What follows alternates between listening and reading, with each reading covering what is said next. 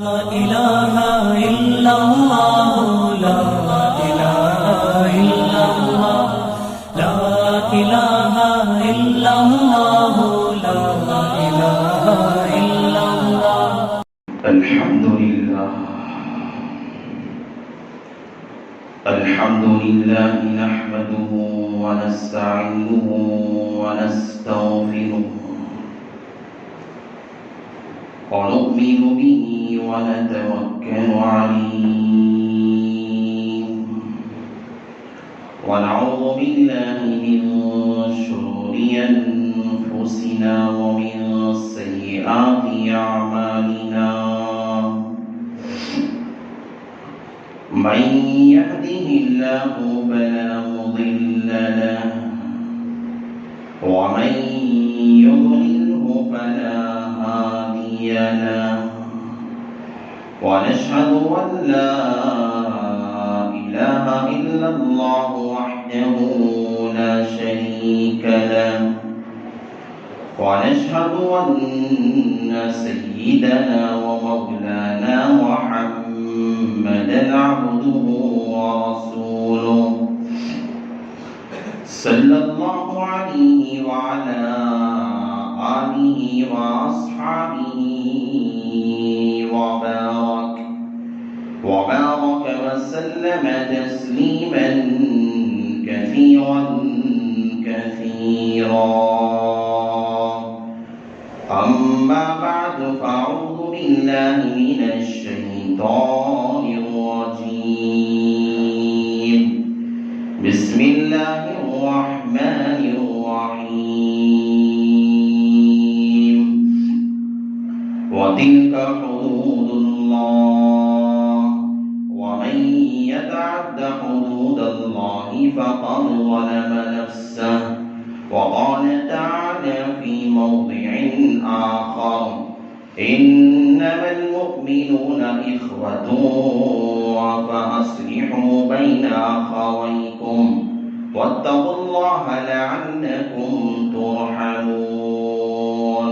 وقال النبي صلى الله عليه وسلم لا تدعوا على أنفسكم ولا تدعوا على أموالكم ولا تدعوا على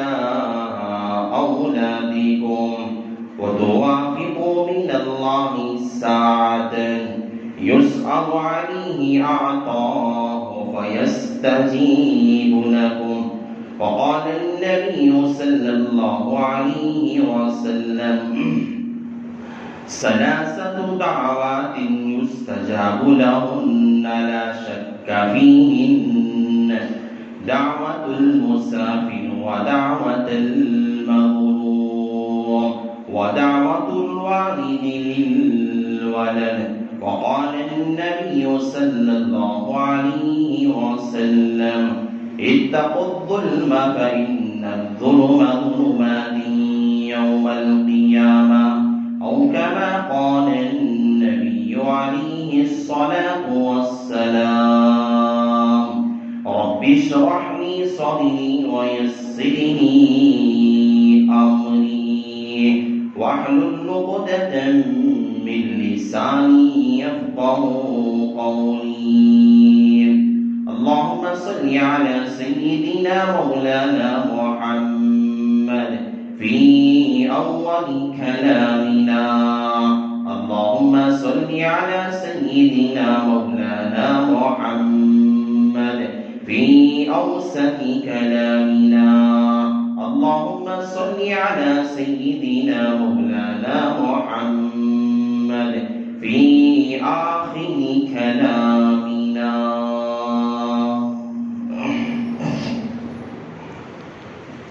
معزز سامعین کرام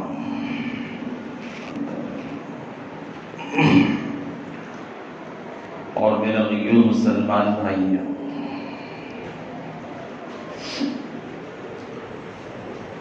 اللہ تبارک و تعالی نے جناب محمد رسول اللہ صلی اللہ علیہ وسلم اللہ نے بہت سے مقامات عطا فرمائے. بندہ اذان کی دعا پر اللہ کے نبی علیہ السلام پر درود پڑھتا ہے، جس میں اللہ تعالیٰ نے مقام محمود کا اپنے پیغمبر علیہ السلام کے لیے وعدہ فرمایا۔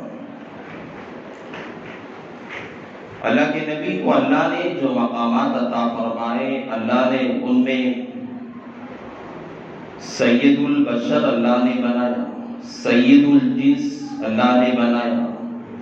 سید الملائکہ اللہ نے بنایا، سرکار دو عالم صلی اللہ علیہ وسلم کو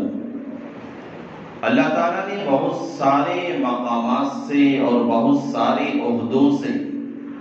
اور بہت سارے منصبوں سے اللہ نے سرفراز فرمایا۔ اللہ نے جیسے دیگر مقامات اور دیگر اللہ نے عہدوں سے منصبوں سے اللہ نے سرفراز فرمایا ہے، اللہ کے نبی علیہ السلام کو ایک ایسا منصب بھی دیا جس پر اللہ کے نبی علیہ السلام خود فخر کیا کرتے ہیں۔ وہ عہدہ و منصب مقام ابدیت، اللہ کے نبی علیہ السلام کا مقام اور مرتبہ اللہ کی ذات کے بعد سب سے اعلیٰ، لیکن اللہ کے نبی مقام ابدیت کو بہت زیادہ پسند کرتے ہیں۔ اب کہتے ہیں بندے کو، اور بندہ غلام کے معنی میں آتا ہے، نوکر کے معنی میں آتا ہے۔ اللہ تعالیٰ کو وہ بندہ بہت زیادہ پسند ہوتا ہے جو بندہ اپنے آقا کے سامنے، اپنے رب کے سامنے اپنے آپ کو گرا کر اور اپنے آپ کو فقیر، مسکین، محتاج، یتیم اپنے آپ کو تسلیم کر کے اپنے مرتبے اور اپنی شخصیت کو گھٹا کر خدا کے دربار میں بندہ اپنی ناک رگڑتا ہے۔ اللہ کے نبی فرماتے ہیں یہ مقام ابدیت ہے، بندہ اپنے رب کے سامنے ایک نوکر اور غلام بن کر اللہ کے سامنے محتاج بن کے جایا کرتا ہے۔ یہ مقام ابدیت اللہ نے، اللہ کے نبی کو بھی اللہ نے عطا فرمایا۔ دنیا میں انسان کے علاوہ جتنے بھی اللہ نے چیزیں پیدا کی ہیں بغیر مقصد کے نہیں ہیں۔ اللہ نے دنیا میں گھوڑا پیدا کیا بغیر مقصد کے نہیں، اس کا استعمال ہوتا ہے گھوڑ سواری کے لیے، تیز رفتاری کے لیے۔ گائے کو اللہ نے پیدا کیا، مقصد ہے اس کا کہ دنیا میں اس سے انسان نفع اٹھائے گا، دودھ دے گی، بوجھ اٹھا کے لے کر جائے گی۔ بکری کو اللہ نے بنایا یہ اس لیے کہ وہ دودھ دے گی اور انسان کے نفع کے لیے، کھانے کے لیے کام آئے گی۔ ہر مقصد، ہر چیز مقصد کے تحت اللہ نے پیدا فرمائی۔ اسی طرح انسان کو بھی وَمَا خَلَقْتُ الْجِنَّ وَالْإِنسَ إِلَّا لِيَعْبُدُونَ، اس آیت میں اللہ تعالیٰ مقام ابدیت کا تذکرہ کر رہے ہیں۔ میں نے انسان کو جو پیدا کیا، مقصد انسانیت، مقصد حیات اللہ کا بندہ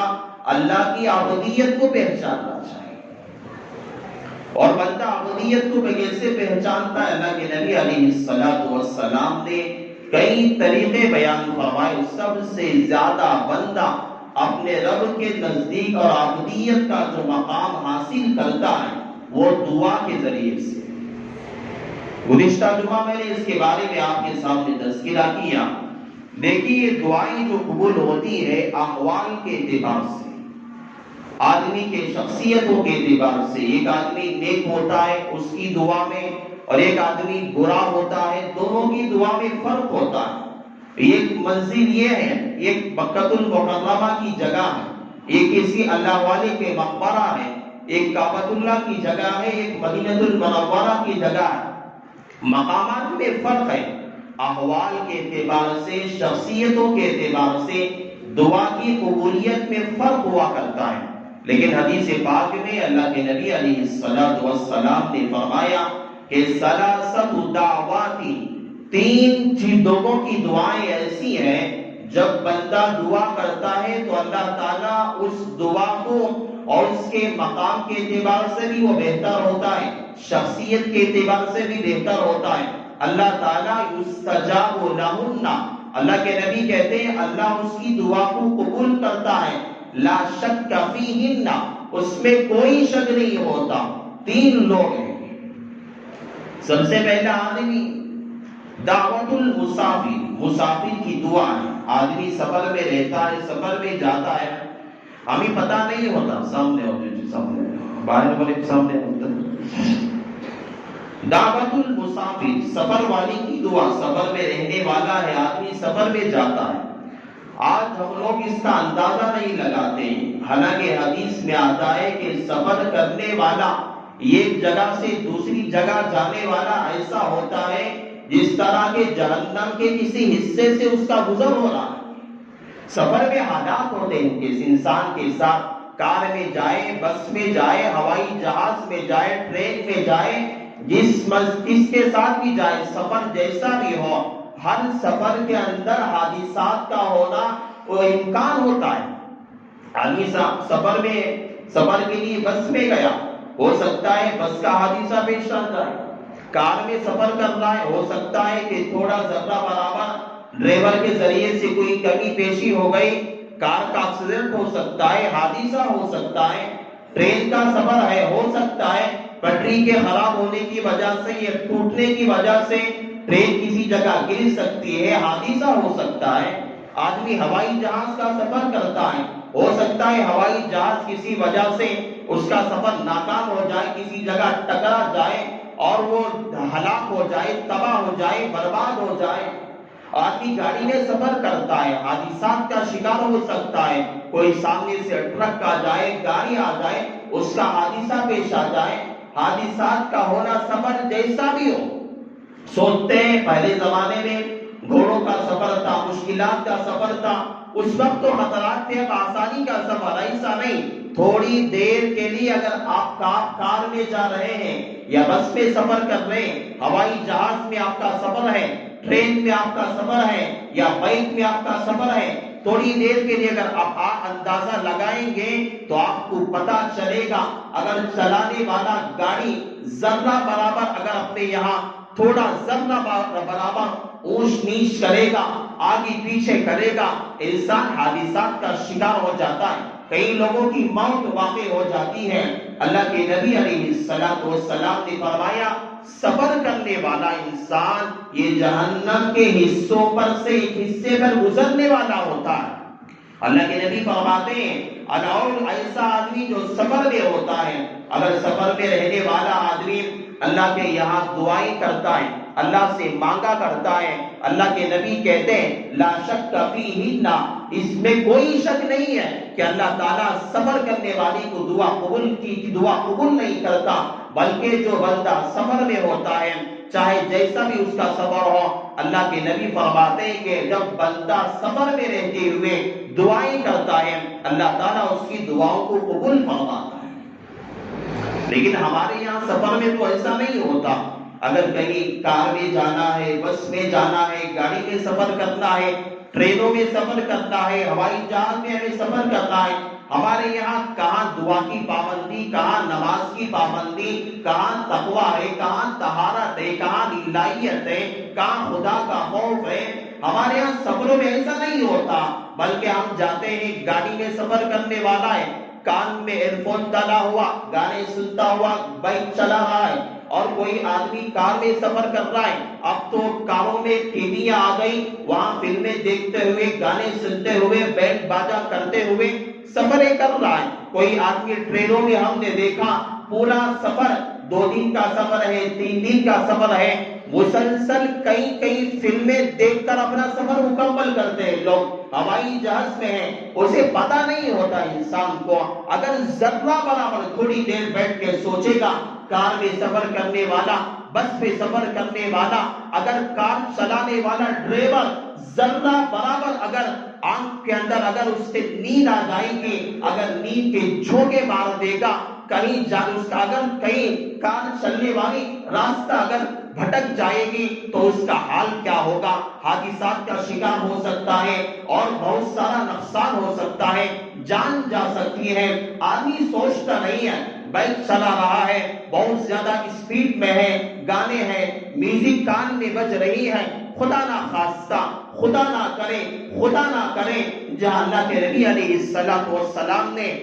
امت کو تعلیم دی اور بتایا کہ سفر میں دعائیں کیا کرو، سفر میں اللہ سے مانگا کرو، اور تمہاری دعاؤں کو اللہ تعالیٰ سنا کرتا ہے، اور تمہاری دعاؤں کے قبول ہونے میں اللہ کے یہاں کوئی شک و شبہ نہیں ہے۔ لیکن ہمارے یہاں گانے سنتے ہم سفر کرتے ہیں، فلمیں دیکھتے ہم سفر کرتے ہیں، خدا نہ خواستہ اگر کان میں ایئر فون ڈال کر گاڑی چلانے والا، کار چلانے والا، سفر کرنے والا خدا نہ خواستہ اگر کسی ایکسیڈنٹ کا شکار ہو گیا، کسی حادثے کا شکار ہو گیا، آپ سوچ کے دیکھیں، میں ہوں، آپ ہیں، اگر ہم ایسی حرکتیں کریں گے، خدا نہ خواستہ اسی سفر میں ہمارا انتقال ہو گیا، اسی سواری میں ہمارا انتقال ہو گیا، حدیث میں آتا ہے بندہ جیسے مرتا ہے کل قیامت کے دن ویسے ہی اٹھایا جاتا ہے، فلمیں دیکھتے ہوئے مرے گا، کل قیامت میں فلمیں دیکھتے ہوئے اٹھایا جائے گا، گانے سنتے ہوئے مرے گا، کل قیامت کے دن ویسے ہی اٹھایا جائے گا، اگر میوزک سنتے ہوئے مرے گا، کل قیامت کے دن ویسے ہی اٹھایا جائے گا۔ اللہ کے نبی فرماتے ہیں سفر کے اندر حالات خطرناک ہوتے ہیں، بندے کو جانے سے پہلے دعاؤں کا اہتمام کریں، خدا سے پناہ مانگا کریں، صدقہ دیا کریں، جانے سے پہلے صدقہ دیں، دعائیں پڑھ کے جائیں، نمازیں ادا کر کے جائیں، اور دعائیں مانگنے کا اہتمام کیا کریں، کیونکہ سفروں کے اندر اللہ تعالیٰ دعاؤں کو قبول کیا کرتا ہے۔ دعوت المسافر، اللہ کے نبی نے فرمایا کہ دعوت المسافر، سفر کرنے والے بندے کی دعا اللہ کبھی رد نہیں کرتا۔ سفر میں بندے کو چاہیے کہیں بھی سفر ہو، کہیں آدمی صبح بنگلور جا رہا ہے، منڈیا جا رہا ہے، کسی تمل ناڈو جانے والا، کیرلا جانے والا، کسی میں بھی آپ سفر کریں، اہتمام نمازوں کا کریں، دعاؤں کا کریں۔ سفر میں اللہ نے نمازوں کو قصر رکھا ہے، 4 رکعت کی جگہ 2 رکعت پڑھنے کا حکم ہے، 2 رکعت پڑھنے، اللہ سے دعائیں مانگا کریں۔ سفروں میں اللہ تعالیٰ دعائیں قبول کرتا ہے۔ عیاش پرستی کرنا اور غلط کامیں کرنا اور فلمیں دیکھنا اور مستی کرنا، یہ سب غلط باتیں ہیں۔ خدا نہ خواستہ بندہ حادثات کا شکار ہو جاتا ہے، آپ خود فیصلہ کر سکتے ہیں، آپ خود سوچ سکتے ہیں کہ ان حالات میں بندے کی کیا صورت ہو سکتی ہے۔ ایک تو بات اللہ کے نبی نے کہا دعوت المسافر،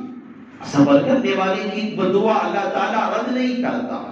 3 شخصوں میں سے دوسرا شخص، اللہ کے نبی نے فرمایا کہ دعوت المظلوم، مظلوم کی دعا بھی اللہ کے یہاں رد نہیں ہوتی۔ آج ہم مظلوم کا جب لفظ سنتے ہیں ہمارے ذہنوں میں بس یہی آتا ہے کہ ظلم سے مراد وہی ہے جس طرح کے کسی دوسری جگہ جیسے ظلم ہو رہا ہے، مسلمانوں کو کاٹا جا رہا ہے، مسلمانوں کو بھوکا پیاسا رکھا جا رہا ہے، تکلیفیں دی جا رہی ہے، ٹارچر کیا جا رہا ہے، بس وہی ظلم ہے۔ ظلم کا لفظ ہم سنتے ہیں ہمارے دماغوں میں یہ آتا ہے کہ بس چوری کرنا ظلم ہے، ڈاکہ ڈالنا ظلم ہے، اور شراب پینا ظلم ہے، بس یہی سمجھتے میرے بھائی۔ ظلم سے مراد بس یہ نہیں، ہم روزانہ اتنے ظلم کر دیتے ہیں خود ہمیں پتہ نہیں چلتا۔ ظلم اس سے مراد یہ نہیں ہے کوئی آدمی، ایک بڑا آدمی چھوٹے پہ ظلم کر رہا ہے، مالدار غریب پہ ظلم کر رہا ہے، پڑوس اپنے پڑوسی پہ ظلم کر رہا ہے، اگر آج اولاد ماں باپ پہ ظلم کر رہے ہیں، آج بیویاں شوہروں پہ ظلم کر رہی ہے اور شوہر اپنی بیویوں پہ ظلم کر رہے ہیں، آج جو ہے ظلم کا دورہ ہے، آدمی سمجھ نہیں تھا۔ آدمی نے کسی کے پاس قرض لیا، قرض لے کر آدمی قرض کی ادائیگی کے لیے جاتا ہے، مانگنے کے لیے، اور کہتا ہے بھائی میرا قرض ہے، میرے پیسے آپ نے لیا ہے، آپ میرا قرض ادا کر دو۔ سامنے والا آدمی کمزور ہے اور سامنے والے کمزور پر ڈھانپ ڈالتا ہے، ارے نہیں دیتا کیا کر لیتا، نہیں دیتا کیا کر لیتا، کر لے۔ یہ ظلم ہے بھائی، ظلم ہے۔ اللہ کے نبی نے کہا بد دعا سے بچا کرو، مظلوم کی بد دعا، بس یہ بھی ظالم ہے۔ بس کسی کشمیر کے اندر، بنگلہ دیش کے اندر، کسی دوسرے ملکوں کے اندر، بہار کے اندر اور کسی دلی کے سڑکوں پہ مسلمانوں کو کاٹا جاتا ہے، کیا جاتا ہے، کھانے سے پیاسا، بھوکوں سے بھوک سے مارا جاتا ہے، یہ ظلم نہیں ہے؟ یہ بھی تو ظلم کے درجات میں ایسے ہے، لیکن سب سے بڑا ہمارے یہاں ظلم ہوتا ہے، ہم قرض مانگنے جاتا ہے، دھمکیاں دیتا ہے۔ طاقتور آدمی ہے، کمزور پہ ظلم کرتا ہے، کمزوروں پہ ظلم ہے کہ اس پہ دھاک ڈالتا ہے، اسے ڈراتا ہے، دھمکاتا ہے، یہ بھی ظلم میں داخل ہے۔ پڑوس میں رہنے والا ہے، دوسرے پڑوسی کو تکلیف دیتا ہے، کوئی لڑنے کوئی بات کرتا ہے، لڑنے کے لیے آتا ہے، نہیں جی ہم ایسا کرتی سو، ہم ایسا کریں گے، چاہے تمہیں ہو تو اپنا گھر خالی کر کے جاؤ، یہ بھی ظلم ہے۔ آدمی کرائے کے مکان میں اور مالی کے مکان رہنے والے آدمی کو ٹارچر کرتا ہے، ایسا نہیں کرنا، ویسا نہیں کرنا، تھوڑی تھوڑی بات پہ جھگڑا کرنا، یہ بھی ظلم کے درجات میں داخل ہے۔ آدمی بڑا ہے، چھوٹے پہ ظلم کرتا ہے، مالدار ہے، غریب پہ ظلم کرتا ہے۔ آج بیوی شوہروں پہ ظلم کرتی ہے، آپ کو تعجب ہوتا ہوگا، آج تو شوہر تو بیوی پہ ظلم کرتا ہے، لیکن یہ الٹا ہو گیا، آج بیویاں شوہروں پہ ظلم کر رہی ہیں، بیویاں شوہروں پہ ظلم کر رہی ہیں، یہ الٹا۔ اللہ تعالیٰ نے کہا الرجال قوامون علی النساء، اللہ تعالیٰ نے مردوں کو عورتوں پہ فوقیت دی ہے، گھر کا حاکم اور گھر کا بڑا اور گھر کا ذمہ دار اللہ نے الرجال قوامون، اللہ نے مرد کو بنایا ہے۔ لیکن آج الٹا زمانہ ہے، آج عورتیں اپنے مردوں پر غالب ہونا چاہتی ہیں، یہ قیامت کی علامتوں میں سے ایک علامت ہے۔ آج عورت یہ چاہتی ہے میرا سامنے والا مرد جو ہے میری ہر بات کو مان کر چلے، میری ہر بات کو تسلیم کرے، میں جیسے چاہوں گی میری بات کو مان کر چلے، میں جب چاہوں گی میری ماں کے گھر لے کر چلے، میں جیسے کہوں گی ویسے کرے، میں جہاں کہوں گی وہاں لے کر مجھے گھوما کرے، میری ہر بات پہ ناچا کرے۔ یہ شوہر پہ ظلم ہے، بیوی پہ ظلم کرتا ہے شوہر، اسے مارتا ہے، بات بات پہ تکلیف دیتا ہے، پریشان کرتا ہے، یہ بھی ظلم کے درجات میں داخل ہے۔ بس کسی کو کاٹ دینا، مار دینا یہ نہیں، آدمی ٹارچر کرتا ہے، تکلیف پہنچاتا ہے، لوگوں کو لوگوں کو گالیاں دیتا ہے، لوگوں کے سامنے والے کو میں نے گالی دیا، میں اپنے یہاں طاقتور ہوں، سامنے والا کمزور ہے، اگر وہ طاقتور ہوتا میری گالی کے برابر مجھے بھی جواب دیتا، لیکن وہ کمزور ہے، سامنے والے کی کمزوری کا اگر میں غلط فائدہ اٹھاؤں گا یہ بھی ظلم میں داخل ہے۔ سامنے والا کمزور ہے، میں نے قرض مانگ کے رکھ لیا اور دھمکیاں دیتا ہوں، یہ بھی ظلم میں داخل ہے۔ اور یاد رکھو ظلم خطرناک ہے، ظلم خطرناک ہے، اللہ تعالیٰ مظلوم کی دعا کبھی رد نہیں کرتا، کبھی رد نہیں کرتا۔ اللہ کے نبی علیہ السلام ایک بڑے عظیم الشان صحابی جسے اللہ کے نبی علیہ السلام اپنے قریبی صحابہ میں سے شمار فرماتے ہیں، اللہ کے نبی علیہ السلام حضرت معاذ بن جبل رضی اللہ تعالیٰ عنہ کو جب اللہ کے نبی علیہ السلام نے بلا کر یمن کا گورنر بنا کر جب بھیجا، کہا کہ گورنر بن کر یمن کو جب جاؤ، وہاں جب تم زکات وصول کرو گے کہ کسی پہ ظلم نہ کرنا، اے معاذ اتق اللہ دعوت المظلوم، اے معاذ ایک پیغمبر ہے اپنے یہاں صحابی کو سمجھا رہے ہیں، اے معاذ اتق دعوت المظلوم، تم مظلوم کی بد دعا سے بچو، فإنها بین اللہ وبینها وبین اللہ حجاب، کیونکہ مظلوم اور اللہ تعالیٰ کے درمیان میں کوئی حجاب اور پردہ نہیں ہوتا ہے۔ اگر مظلوم ہاتھ اٹھا کے دعا کر دے گا، تیری جو روبداری ہے، تیری پہلوانی ہے، تیری طاقت ہے، تیرا جو پاور ہے، اگر خدا نہ خواستہ جس پہ تو نے ظلم کیا ہے، طاقت کے بل بوتے پہ، پیسوں کے بل بوتے پہ، مالداری کے بل بوتے پہ، میرے بھائی میری بات جھوٹ ہو سکتی ہے، تمہاری بات جھوٹ ہو سکتی ہے، لیکن پیغمبر کی بات کبھی جھوٹ نہیں ہو سکتے۔ خدا نہ خواستہ جس پہ تم ظلم کر رہے ہو، چاہے بیوی پہ ظلم کرے، چاہے بیوی اپنے شوہر پہ ظلم کرے، چاہے پڑوسی اپنے پڑوسی پہ ظلم کرے، چاہے بڑا چھوٹے پہ ظلم کرے، چاہے مالدار کمزور پہ ظلم کرے، چاہے مالدار کسی مسکین پہ ظلم کرے، کوئی آقا اپنے غلام پہ ظلم کرے، کوئی مالدار اپنے نوکروں پہ ظلم کرے، کوئی دکاندار دکان میں کام کرنے والے پہ ظلم کرے، کوئی اپنی گاڑی کے اندر کام کرنے والا، کلینر کا کام کرنے والا اس پہ ظلم کرے، میرے بھائی خطرناک یہ چیزیں ہیں۔ اگر بندہ ظلم کرے گا، سامنے والا مظلوم ہاتھ بھی اٹھا کے دل سے اگر آہ نکال دے گا، تمہاری زندگیاں تباہ ہو جائیں گی، زندگیاں تباہ ہو جائیں گی۔ ہم اس پہ غور نہیں کرتے، پر کسی کو مار دینا یہ ظلم نہیں ہے۔ ہر چیز میں سامنے والا اگر ہماری زبان سے اس کے دل پہ ٹھیس پہنچتی ہے، یہ بھی ظلم ہے۔ ہم نے کسی آدمی کے پیٹھ پیچھے ہم نے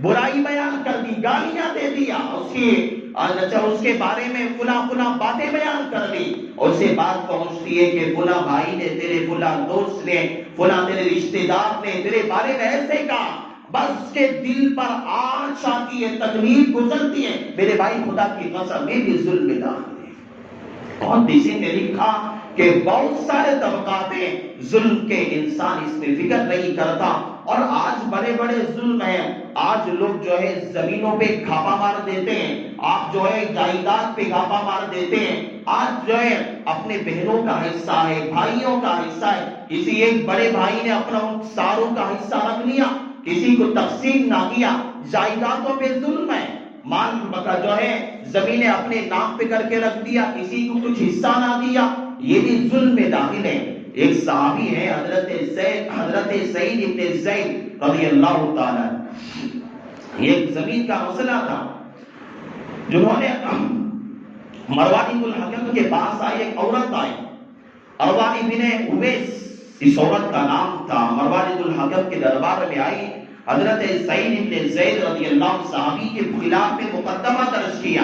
کہا کہ فلاں زمین ہے، آج زمینوں کا بہت زیادہ مسئلہ ہے، لوگ پریشان ہیں، کہتے ہیں کہ عورتیں کہتی ہیں کہ میرے بھائی نے ہمارے ماں باپ کا حصہ رکھ لیا۔ دیکھو یاد رکھو، جو وراثت کا جو حق ملتا ہے، اگر کوئی بندہ انتقال کر گیا، 4 بیٹیاں ہیں، 1 بیٹا ہے، تو اس کا حصہ ساروں کو ملے گا وراثت کے اندر، اور اسے تقسیم شریعت کے اعتبار سے کیا جائے گا، نہ پولیس کے اعتبار سے کیا جائے گا۔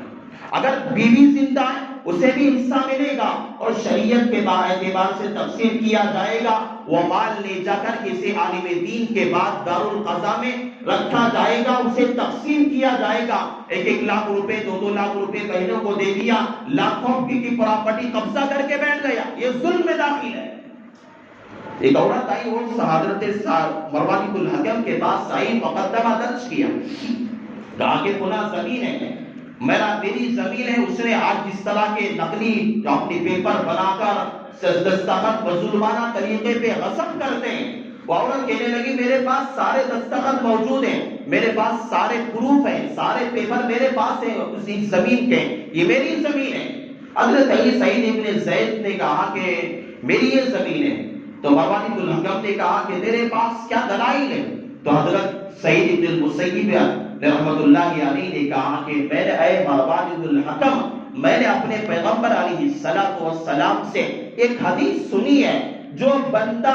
ظلماً کسی کی زمین پہ قبضہ کرتا ہے، گھر پہ قبضہ کرتا ہے، اللہ تعالیٰ دنیا میں اسے سزا دیتا ہے، اور آخرت میں مر کے جانے کے بعد دنیا کی جو زمینیں ہیں، ایسی 7 زمینوں کے بقدر اس کے گلے کے اندر اللہ ٹوپ ڈال کے جہنم میں سزا دیتا ہے۔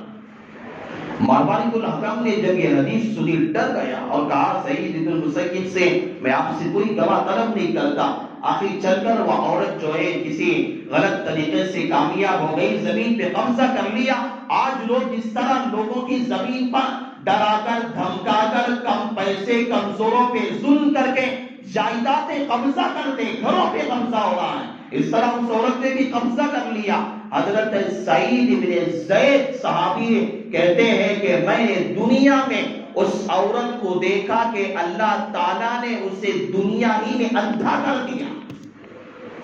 اندھا کر دیا۔ اور ہم نے دیکھا اللہ تعالیٰ نے اسی زمین میں اسے ایک مرتبہ اندھی ہو کر چل رہی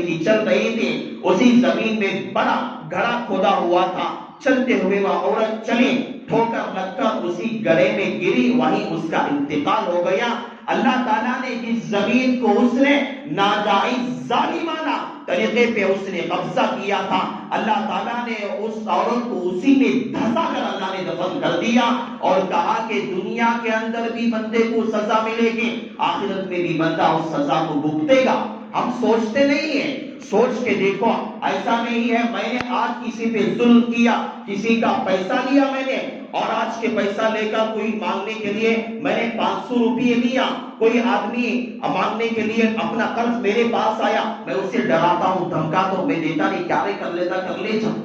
بندہ کمزور ہے چلا جائے گا۔ لیکن یاد رکھو ایسا نہیں، آج بد دعا کر کے جا رہا ہے تو برباد ہو جائے، زبان سے کہنا ضروری نہیں ہے، دل میں کہے گا، اگر دل میں بد دعا دے کے جائے گا، آج بد دعا دیا تو کل اس کے بد دعا اتر جائے گی، ایسا نہیں ہے، کل آج بھی ہو سکتا ہے، کل بھی ہو سکتا ہے، 1 سال کے بعد بھی ہو سکتا ہے، 2 سال کے بعد بھی ہو سکتا ہے، مرنے سے قریب وہ ظلم کی سزا بھگت کر ضرور بنے گا۔